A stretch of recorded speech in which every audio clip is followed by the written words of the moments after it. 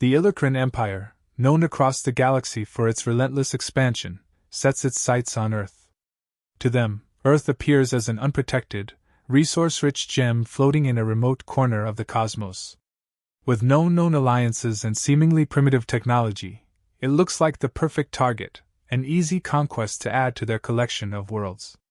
As the Illichrin Council discusses Earth, they barely conceal their scorn, viewing humans as a naive species stumbling through their early steps of space exploration. They are utterly convinced that this conquest will require minimal effort. The Council, driven by the Empire's hunger for expansion, commissions an invasion fleet to seize control of Earth and extract its resources. The Empire's upper echelon sees this mission as straightforward, practically routine. They assign one of their most seasoned commanders to lead the fleet, a hardened veteran who has brought countless worlds to heel. Confident in their technology and strategic genius, the Council barely considers Earth a true threat. This mission, they believe, will only further cement the Empire's power and superiority in the galaxy. With preparations complete, the fleet launches, cutting through space with ruthless precision. The Illichrin warriors on board are eager, each fully expecting an effortless victory over what they assume to be a defenseless world. As they journey closer to Earth, the fleet operates smoothly, their anticipation growing with every light year. They review their plans and prepare their weapons, confident that they are approaching one of the easiest targets they've faced. To them, Earth is merely an opportunity to flex their technological muscle without any serious opposition.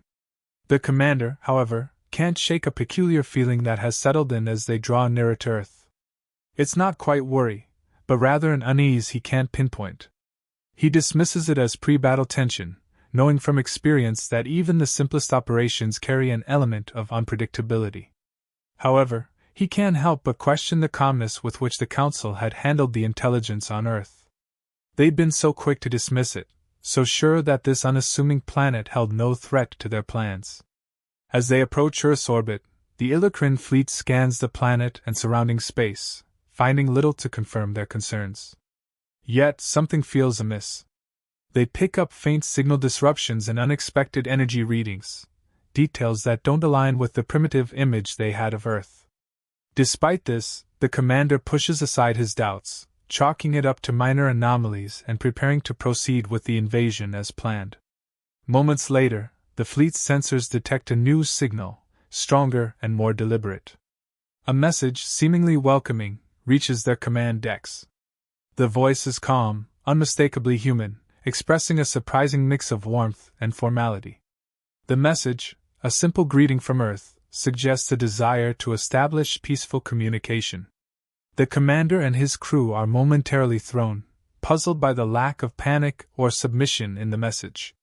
This was not the fearful response they had anticipated, nor was it the automatic surrender they'd assumed would follow their arrival. The commander orders an analysis of the message, curious but unconvinced that this, friendly, response holds any real weight. The Illichrin fleet hovers on the edge of Earth's orbit, waiting for the signal analysis to reveal any useful information.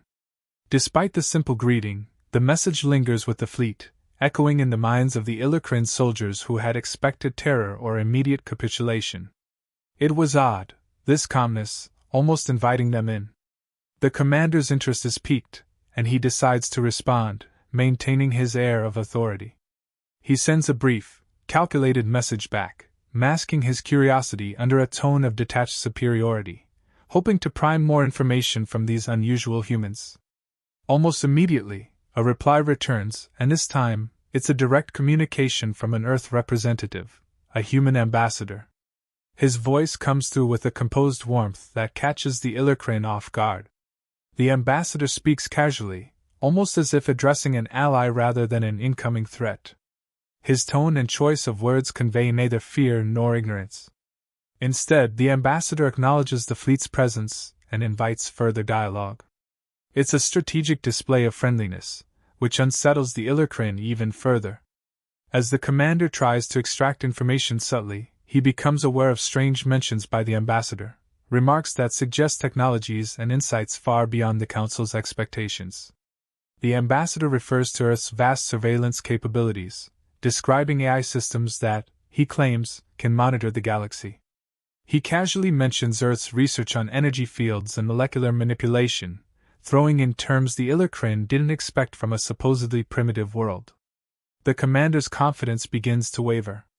This talk of advanced technology doesn't align with anything they had anticipated. The humans weren't supposed to have this level of knowledge, let alone mastery. Trying to gauge the true depth of Earth's capabilities, the commander asks about defensive systems. The ambassador's response is veiled but hints at weaponry that could dissolve foreign ships at a molecular level if necessary. The Illichrin commander listens intently, each word chipping away at the simple image of Earth they had held.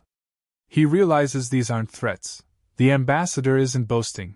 He's merely explaining Earth's abilities, almost like stating simple facts. There's a sense of calm assurance, as if humans are confident enough in their strength to not even need to hide it. The ambassador also begins to mention alliances Earth has established quietly with other alien factions, species that have chosen to protect and support Earth due to shared values and diplomacy. The commander recalls these factions, long known for their neutrality, now allied with Earth, a planet supposedly too weak to defend itself. This detail leaves him stunned, for these factions had always stayed out of galactic conflicts. He understands that Earth has woven itself into the political fabric of the galaxy in a way that his empire had not considered. The Illichrin commander, who had once thought Earth an easy target, now hesitates. What was meant to be a swift invasion now feels risky and unpredictable. There is a complexity to Earth's position that he cannot ignore. The ambassador's words, laced with subtle reminders of Earth's unseen power, unnerve him further. Earth, it seems, is far from the defenseless world they had imagined, and this revelation hangs over him as he struggles to decide on his next move. The conversation concludes with a final message from the ambassador, a calm invitation to reconsider their plans and engage in a peaceful dialogue. The commander, now grappling with an unsettling sense of doubt, finds himself at a crossroads. As much as his pride wants to dismiss the ambassador's words, he can't ignore the implications of Earth's unexpected alliances and advanced technology. To gain more insight, he accepts the ambassador's invitation to visit Earth's intergalactic diplomacy center. The idea of humans even having such a center is shocking enough, but curiosity pushes him forward. If these humans were truly bluffing, this would be his chance to expose it. Upon their approach to Earth, the commander observes the elaborate structure from orbit, scanning its energy fields and construction. It's a sight that shatters all preconceived notions. The facility is far from primitive, built with sophistication that matches or exceeds what he's seen in the galaxy's most influential empires. As they're granted entry, he notes how various alien representatives from established galactic races are present within the center, each apparently comfortable among humans. The sight of this diversity, gathered under Earth's influence, is staggering. This small, defenseless planet has drawn in diplomats, leaders, and ambassadors from species that have historically remained neutral, much like the Illichrin themselves. The Illichrin commander attempts to analyze these surroundings, struggling to understand how humans managed to form such connections. As he watches, Earth's ambassador explains that their approach to intergalactic relations is rooted in peace, not dominance, and that Earth operates as a silent peacekeeper among different factions. This is confirmed by several alien representatives who openly vouch for Earth's integrity and diplomacy. Their respect for humanity is evident, and it's clear that Earth's reputation extends far beyond simple alliances. It has cultivated true trust and loyalty.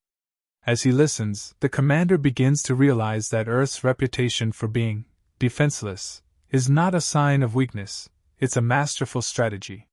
Humans have quietly positioned themselves as mediators, forging ties across the galaxy without drawing unnecessary attention. The commander is forced to confront the reality that Earth's influence runs deep. While the Illichrin have always wielded power through force, Earth has achieved something more elusive: respect. They wield a kind of authority that requires no aggression, a concept alien to the Illichrin mindset. This understanding settles over the commander with a weight he hadn't anticipated. The ambassador explains that Earth has no interest in war, not because they lack the strength, but because they value peace as a fundamental principle. Their strength lies in unity, in their ability to work with rather than conquer, and in their readiness to defend those they've allied with. The revelation is jarring. Earth has the capability to defend itself without needing the kind of fleet or weapons the Illucrin expected. The commander's perspective shifts as he finally grasps the true nature of Earth's power. He had assumed Earth's lack of outward defenses meant vulnerability, but it's now clear that this perceived weakness is a conscious choice, a clever tactic that conceals their true strength. The weight of this revelation lingers heavily on the commander as he considers his next steps. Earth's apparent vulnerability, he now understands, is a carefully crafted illusion designed to discourage conquest and cultivate alliances instead. His earlier sense of superiority has transformed into deep respect, and he finds himself rethinking everything he thought he knew about power and influence. He knows that to press forward with an invasion would be not only reckless but disastrous. The humans hold a strength rooted in principles and alliances that the Illucrin Empire could never anticipate or counter. As he relays his observations back to the Illucrin Council, his recommendation is clear: abandon any notion of conquest and instead propose a formal alliance. He explains that Earth is not the weak, isolated planet they imagine but a formidable player in galactic politics, protected by its allies and its own subtle, strategic defenses. This suggestion is met with resistance at first. Why would they, a powerful empire, ally with a planet they once viewed as a target? But the commander is resolute, insisting that Earth's true strength lies in its understanding of unity and diplomacy, something the Illucrin could benefit from in ways they never considered. The Council, faced with these unexpected insights, eventually concedes. They authorize the commander to extend an offer of alliance to Earth, a gesture that signifies their recognition of humanity's influence and the wisdom in peace over aggression. The commander, now seeing Earth in a new light, approaches the ambassador with the proposal, noting that, had they proceeded with their original plans, they might have instigated a conflict beyond their control, a battle that could have destabilized the entire region of the galaxy. In response, Earth's ambassador accepts the offer warmly, expressing hope for a future of collaboration. The relief among the Illucrin is palpable, as they realize that they narrowly escaped a potentially devastating mistake. For the commander, this alliance is not just a diplomatic move, it's a chance for the Illucrin to evolve, to move beyond their reliance on force and explore new avenues of influence through unity and mutual respect. As the Illucrin fleet departs, they leave with a newfound understanding of humanity, a respect born from the realization that Earth, far from being defenseless, has mastered a strength rooted in peace and resilience. The commander, contemplating everything he's learned, knows that Earth is not merely an ally, it's a reminder of the power that lies in choosing diplomacy over domination. For the Illucrin, this encounter marks the beginning of a transformation, one guided by Earth's quiet, unshakable influence.